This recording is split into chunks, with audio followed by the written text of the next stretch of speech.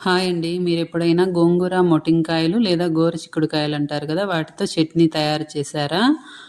లేకుంటే ఎలా తయారు చేయాలో ఈ వీడియోలో చూడండి. ముందుగా గోంగూర, మొటింకాయలను నీట్‌గా కడుక్కోవాలి. తర్వాత ఒక పాత్రలోకి మొటింకాయలు, వాటరు, కాస్త ఉప్పు వేసి ఉడికించుకోవాలి. తర్వాత ఒక పెనం పెట్టుకొని అందులో పచ్చిమిరపకాయలు వేసి వేయించుకోవాలి కొద్దిగా ఆయిల్ వేసి.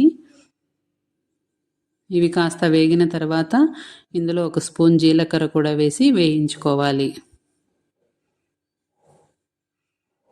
ఇవి బాగా వేగిన తర్వాత వీరండిటిని ఒక ప్లేట్లోనికి సపరేట్ చేసుకోవాలి. తర్వాత తిరిగి అదే పెనంలోనికి గోంగూరను కూడా వేసుకొని బాగా వేయించాలి. ఇందులోని తేమంతా ఎగిరిపోయే వరకు వేయించుకోవాలి.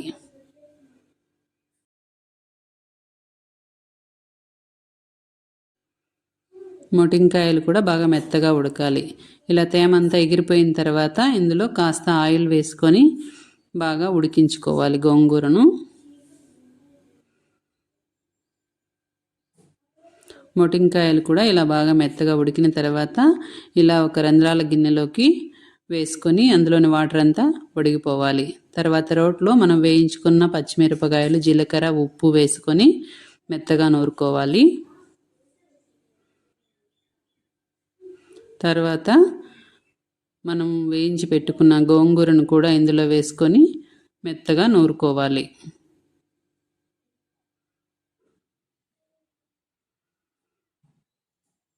ఇలా గోంగూర చట్నీ చాలా రుచిగా ఉంటుంది.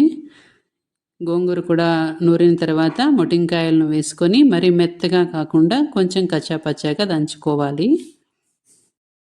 ఈ విధంగా కచ్చాపచ్చాగా దంచుకున్న తర్వాత దీన్ని ఒక ప్లేట్లోనికి సపరేట్ చేసుకోవాలి. ఈ విధంగా గోంగూర చట్నీ చాలా రుచిగా ఉంటుంది. అలాగే 2-3 రోజులైనా కూడా పాడవకుండా బాగుంటుంది.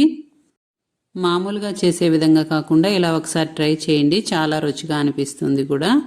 తర్వాత స్టవ్ మీద ఒక పెనం పెట్టుకొని అందులో కొద్దిగా ఆయిల్ వేసుకొని అందులో ఆవాలు, కరివేపాకు, ఆనియన్ ఇలా సన్నగా కట్ చేసుకొని వేసుకోవాలి.